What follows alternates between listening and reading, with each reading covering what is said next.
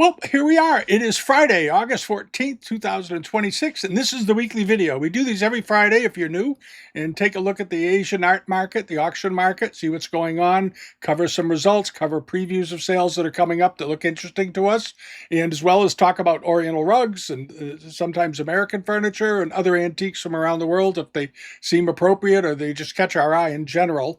But here we are, and there's not that much going on. This is a much shorter video than we normally do. Normally it's 35 to 45, 50 minutes. This week it's going to probably be about 20 minutes, 25 minutes, because there just isn't that much going on right now. It is August. It's the doldrums of summer. As I've said for the last few weeks, we were heading into it. Europe is, for all intent and purposes, on vacation. There are not a lot of sales happening right now. There's just a few. Then we had some results from this past week that we'll get into, and there's a couple of sales coming up in the next few days. There's one going on right now today. It's over at Skinner's in Massachusetts here at the old, it's now Bonham's, but we still refer to it as Skinner's. And they've got a rug sale going on with some nice things, and I hope you're participating in that. We'll take a look at a couple of the pieces that caught our eye, for we previewed them a few weeks ago. But before I get going on it, I want to talk about something that caught my eye today, and it's something I've seen before, and I want to do this sort of as a reminder for many of you. A lot of you will recognize this, and a lot of you won't, but it's this. All right, this listing. All right, now, those of you that have been collecting for any length of time will know right away what's wrong with this ad, is this picture up here in the corner. And if you recognize this gentleman, you've been looking at antiques online for a while. This guy has appeared in more auctions with more different collections all around the country for about 6 or 7 years. And my point is that whenever you see an auction ad, like this one here with a very impressive looking Chinese face that's a fake, and a picture in the upper right hand corner, and it's obviously being packaged to present to give the impression that this guy owned this. Run for your life. Do not participate in the sale. It's a fake. Now, this particular guy is kind of funny because in the description, the auction house, this is what is it? Find something or other. Find Treasure in New York. All right, I assume it's run by some Chinese gangsters or something, but this particular auction has this really funny listing when it comes to who that man is, and you have to really read it and think about it for a minute. All right, it says his grandfather. This is the grandfather of the man in the photograph. Used to be a colonel in the 8th Power Allied Forces. Now, if you know anything about history, that had to do with with around 1900 when foreign countries went into China for the Boxer Rebellion, and that was in 1900. Now, this picture pretty obviously dates from somewhere between probably the 1890s and maybe as late as 1915. And in the picture, this gentleman is probably 65, 60, 70 years old, somewhere in that range, which means he was born around 1850, roughly, 1840 or 1845 to 1855, somewhere in that window of time, which means his father, presumably, at the earliest, had his first kid when he was around 20. All right. So that means his dad was born sometime around 1825 to 1835. At the earliest.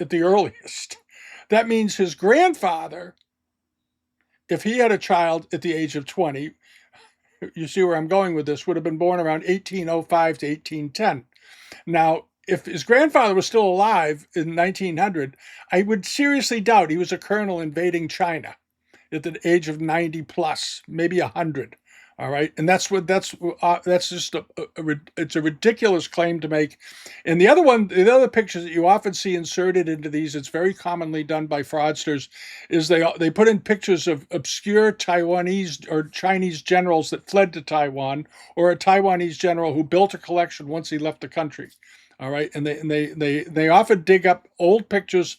There are indexes out there with photographs of people from history involved in that part of the world. They're easy enough to find. You can find them all the time, and they will just simply lift that picture, lift his biography, assuming no one will notice, no one will catch them in their fib because their descendants probably aren't around to even notice. And they'll put that up as the owner of the collection. They do it particularly with paintings and porcelain, and occasionally big bronze collections. But That's sort of the modus operandi of these groups. So when you do see pictures inserted that just seems a little too tightly packaged, a little too good to be true, just pass on it. Do not participate. Do not bid. It will be a fake 100% of the time. Okay, this vase is a fake. It's a very good fake. It's a nicely done fake. It's beautifully potted. It's nicely enameled. It's got a Tenoir mark on it. It's got everything going on. But it's a brand new vase. This vase is probably less than 5 years old. All right, and that's part of the problem. And they even give it a fairly big estimate, 4 to 6 thousand with a $2,000 opening bid. Now, in truth, that vase probably cost $500 or $600 in China, one of this quality. All right, that's what they charge good money for them, but I don't see it getting off the ground right now. It's got 2 watchers. I'm one of them because I had to bookmark it to see it, and I'm going to get. I'll leave it up there. I'll see if any sucker buys it.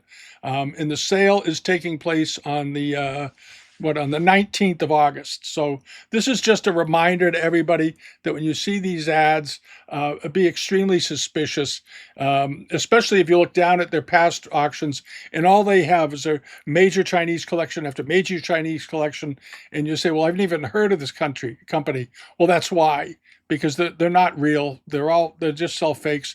And there are dozens and dozens and dozens and dozens of auction houses around the United States that operate like this.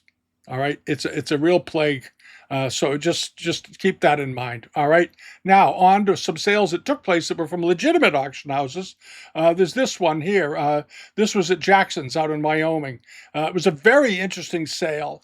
It belonged to 2 doctors, the husband and wife team, the Freed family, and they had been collecting all their lives. Dr. Freed, the husband passed away in 2017, and Mrs. Freed, the doctor, his wife, Mrs. Freed, Dr. Freed died in 2025. Obviously, the estate or somebody in the family got a hold of Jackson's. Jackson's International is a good auction house. They've been around for many, many years. And they got the collection, and this is it. And it is a really interesting look at the number of Japanese Cloisonne boxes you can buy if you put your mind to it as a collector. And it gives you some sense of how many of these must have been made. And the workmanship is spectacular. The workmanship on them is very, very good. Here's one that sold for about $780 with the buyer's premium. It's beautifully done. This is beautiful stuff. If you like Cloisonne, you might want to give this a real serious look. It's an area of quality to collect. No, they don't bring tens of thousands, hundreds of thousands, or anything like that. They don't. You should be collecting because you find things beautiful and they're of interest to you. All right, I've said it over and over again. Never ever collect as an investment. All right, just don't. If you're buying with a lean towards as an investment, you're not really collecting. You're not really a collector. You're a speculator. You're looking to park your money in something that'll earn 3 or 4% interest a year, hopefully, and that'll be the end of it. Because that's the average for antiques. A lot of people don't realize that. Antiques appreciate at about at the same rate as Treasury bills on average when you're all said and done. And that includes everything from these Cloisonne boxes all the way up to Mark Rothko's. It doesn't matter. By the time you're done, the cost of ownership, the cost of commissions to sell, the cost of commissions to buy over 20 years, even with those very high end, what they call blue chip artworks, you're averaging a return of between 4 and maybe 5.5–6% if you're very, very lucky. So don't kid yourself if you say you're investing in art. It doesn't make you a great investor. It makes you pretty. I buy art because I enjoy it and I love it and it fulfills me and I get a great sense of satisfaction and all that. But it's not where I invest. All right. So back to the object. This is a wonderful, high quality item.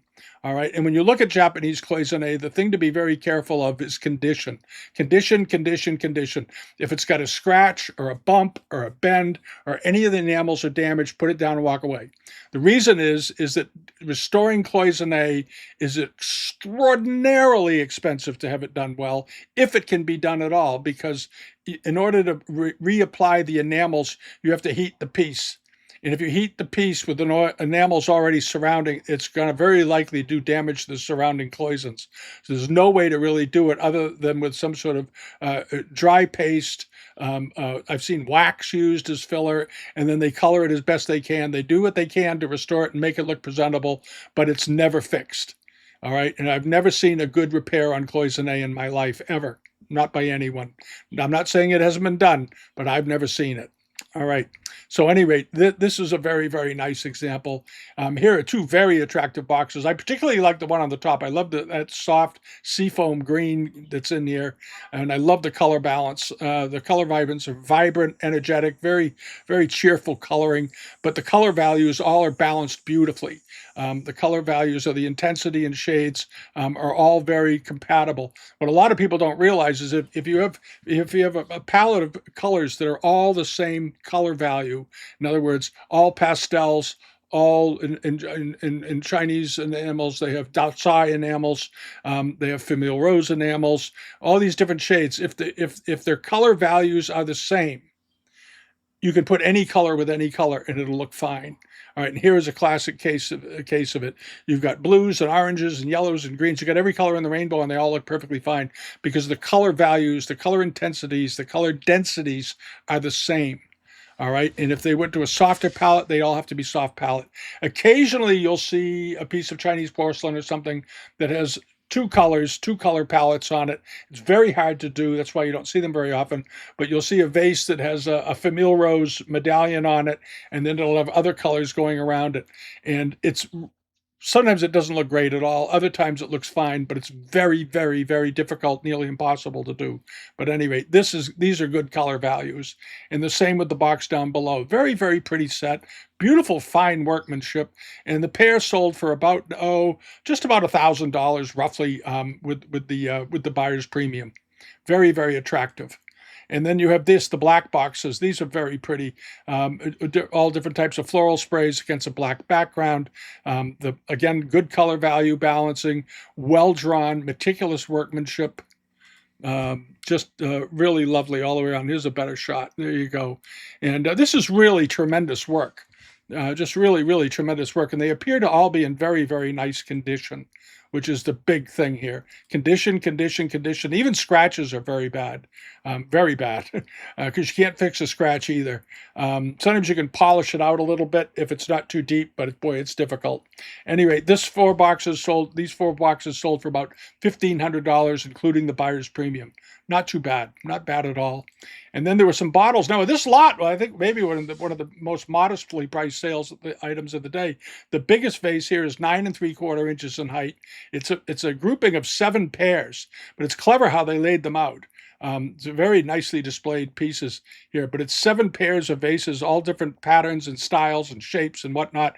And I think they display beautifully, and they look wonderful displayed in a room. If you could arrange them correctly on a shelf, they'd look very, very nice. All 14 of these vases sold for about $1,300 with the premium, or around, that works out to about $90 a vase roughly. Not a bad buy, not a bad buy. And then over to this, you got more boxes. Now, these did very well because they're dragons.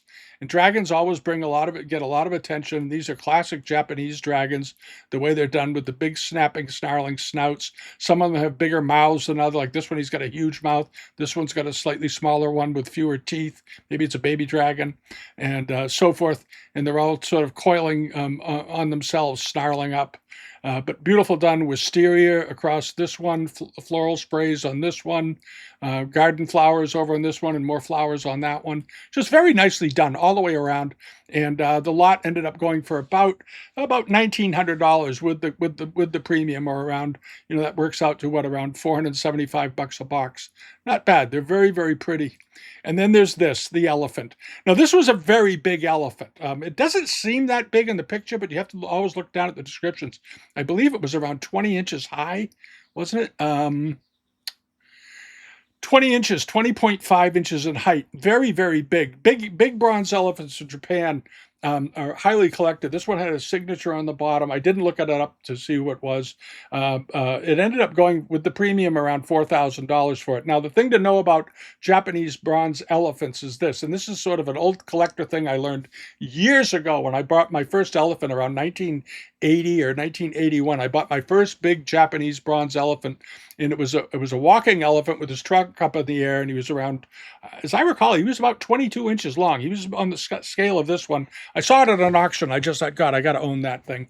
And I bought it, and an old time dealer who'd been around for a long time, he walked by and he looked at it, and he's good going. You bought the one with the trunk up.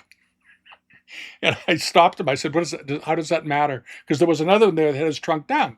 And I did pay more for the one with his trunk up. And I was wondering why that was. And he says, "Oh, because the trunk up is supposed to be good luck. They're much more popular." And then he said there are really three types that you're going to run into. You're going to see them walking with trunk up or standing with his trunk up in the air, standing with his trunk down, which is the less desirable. And then you're going to see ones like this. And this is a fighting elephant with his tusk up in the air, and he's got three tigers on his back, very animated. And this was a big one, it's 20 inches tall.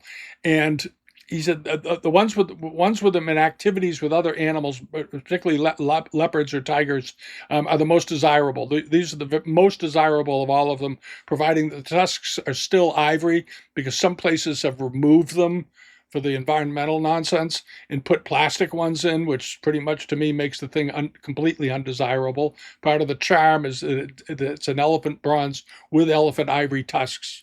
Sorry, that's just the way I like them. And this was a heck of a nice one, and I think the guy got a pretty good buy on it. It sold for good money, but I don't think he overpaid for it. I think it was a good buy. That was a nice looking thing. And then other things that sold last week. So anyway, the Jacksons did a good job with it. They got the auction up very early. It's been up online for about 5 weeks. Auction houses, if they're well planned and want to get maximum penetration, should always have their sales online for at least 4 or 5 weeks before the sale starts. Always. Because you get many more weekends of people browsing and looking. It's the old eBay formula about looking at auctions. Most of the lookers come on weekends. That's like 60% of your watchers come from weekends. And if you do a 10-day auction starting on a Thursday, ending on the following Sunday, you end up with 2 weekends of lookers. And those sales universally do better, especially if you run them starting and ending at around 8 o'clock Eastern time in the United States, because that's sort of the sweet spot for time periods. Anyway, back to this. If they get the sale up nice and early, they get a good result. And as you saw with Jackson's, I think they got a great result. They did a very good job. And then now onto this. Now this was sold at I want to get this right. Luxor down in Queens had this. This is a very nice, genuine 19th century Joseon period blue and white char. We talked about it last week. I thought it was a nice example. It had this one little nick out of the rim. All it required was a little bit of filling, and it would have been, be fine. That's an easy repair. Any ceramic repair shop could do this in probably 2 days. It's not a big deal to fix. It's a minor thing, but the rest of it looked very good. It ended up going for about $650 with the buyer's premium. Nice piece of Korean blue and white. And then there was this big memorial basin. This was down at Heritage in Texas. And very, very nice down in Dallas. And this was a nice basin. It was beautifully done, had meticulous workmanship on it. Really the best of the 18th century is on this, the way the blue and white is done in particular. Extremely fine work all the way around, and it's got these upside down sort of tulips running around the basin. They're easier to see down here, but it's a little tiny row of flowers, very, very nicely done. And then you have this big armorial crest in the middle. The gilding is in good condition. It all looks very good. Looks absolutely fine. And it had a nick out of the rim, and I think that other than that, it was okay. Initially, I thought, does this thing have a hairline in it or something? And this wasn't the one, I guess, that had the hairline in it. But it does have it had a tiny, tiny nick out of the bottom edge. But it did just fine. It ended up going for about $2,500 with the buyer's premium. But it was a splendid example, and it was big. Point this out. This wasn't a little soup bowl. This was 16 and a half inches in diameter. This was a big piece of porcelain, sort of like a Swato charger, one of those big things. And just imagine a dinner service of 100, 125, 150, 160 piece dinner service, all in this pattern. Would absolutely be spectacular. But out of a huge dinner service, there would only be 2 or 3 bowls like this in it. usually maybe just two, because it's so big. Like it's like the meat platters and all that. They're rarer. The dinner plates and stuff are much more common because they had everybody got one. Not everybody got one of these to eat out of. All right, and then hopping along, this is the bottom sale that's going on today. I hope some of you are participating in it. They had some nice rugs. They got this very nice Fakralo Kazakh rug. There's a very number of very nice Chinese rugs and carpets. I particularly like this one with the Fu lions and the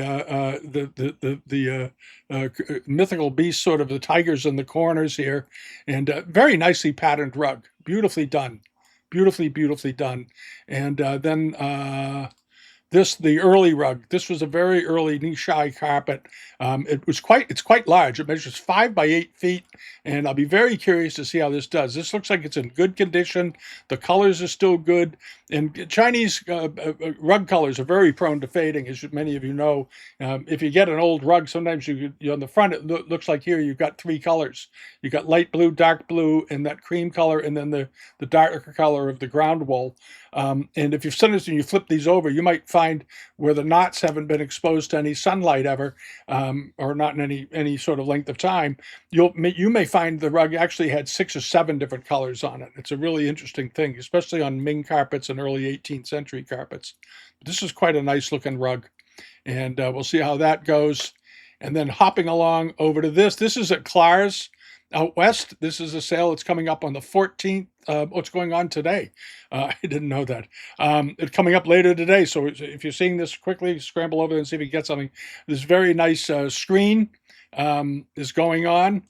And another screen, sort of with a gilded sky above it.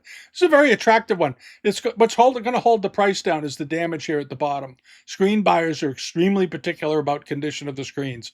If you see a screen that's a good Edo period screen from the 18th century and it's got no damage and it's in beautiful condition, because screens are incredibly expensive to repair, they always do very, very, very well. So keep that in mind. And what else is going on here? The sale at Costco is coming up tomorrow at Casco Bay Auctions. They're the ones that we covered them last week. It's a very nice Chinese robes. There's a little Chinlung marked chicken cup that seem to be awfully popular these days, and some other porcelains. Check that out. And then over to this is Tenmuku. Their sale is coming up on Sunday, day after tomorrow. They're the ones that had these transitional pieces. They have a couple of transitional pieces, and we went through the sale pretty carefully, and we plucked out the pieces that looked all right to us. There was a lot in the sale that didn't look all right to us, so if you're not really sure what you're doing, be careful. Be careful. The copies keep getting better and better and better and better. As we saw a few weeks ago, we talked about those Famille Rose plates, the copies of the export wares, how cleverly they're getting done. I did check the results. None of them sold, which is very, very good. So that auction house doesn't have a particularly big audience to begin with, and I think the fact that they had them raised a lot of suspicions. But the reproduction porcelains are reaching really, really difficult levels to discern these days, and it's at all levels, and they're even reproducing things that are less desirable in the market monetarily. Things that are worth less than $2,000 or $3,000, they are now copying, because they can make them with considerable volume, and they can make them look very, very convincing, and they can produce them for about $100 a piece, and they can ship them over here and maybe sell them for $500 to $700 a piece. So you want to be super careful, just super careful. If you're not sure, and if you look at the auction house, always check their past auctions. Check the report card over on the global pages or through the Patreon pages if you have one. Check the report card. If they don't get at least a B plus or a B on the report card, be unbelievably careful. And most of all these auction houses get flat out Fs, every single one of them, because of the shenanigans that they do. And they are across the U.S., and there are a lot of them in Europe too. As we've discussed in previous videos, there's some real shaky companies out there. And some of them sometimes will have authentic things to build up your confidence, and then they mix mix in the fakes with them. That's a very, very common practice. You'll see some perfectly authentic export wares in there that might be worth $400 or $600, and then there'll be a whole bunch of fake imperial porcelains. Sometimes the very high estimates to make you think it's probably real, and sometimes with very modest estimates, which you may think you're getting a bargain. Either way, you're getting robbed. So be very, very careful. Okay, so that about covers it for the week. I hope you have a wonderful weekend. I'll be in North Conway at the end of, well, we'll do next Friday here, and then the week after next, I'll be in New Hampshire for a few days. We're having some work done up at the house up there. We're getting a new deck. I'll do a video on it. I'm very excited because the house is being painted for the first time in about 30 years, restained, because stains up there last a long time, and a new deck and everything. I'm very excited to see how it's going to look when it's done, because this is something we've been sort of planning around trying to get done for the last 2 years. During COVID, we couldn't find anybody up there to do any work because they were all so busy building escape houses for people from Massachusetts who wanted to move to New Hampshire suddenly, which I don't blame them. There's no income tax, no sales tax, no estate tax, no capital gains tax, no taxes. They have a little bit of a property tax, but it's not much. And so our town was flooded with people looking to leave Massachusetts and get away. And now I guess a lot of people from New York are looking around at houses up there for all the tax benefits. It's a very pretty area. I highly recommend it. If you want to retire and move to a tax haven, and you don't want to live in Florida or Tennessee, check out New Hampshire. It's a little gem of a state, the way it's run. I'm a huge fan. I've been going there all my life. I grew up going up there. I grew up summers on Lake Winnipesaukee. It is a wonderful state, and it's spectacularly well run. Maybe the best run state in the country, actually. But at any rate, I'll just leave it there. Have a great weekend. We'll be back next week. We're hoping for some sales to appear, and when they do, we'll get to them. All righty. Bye-bye.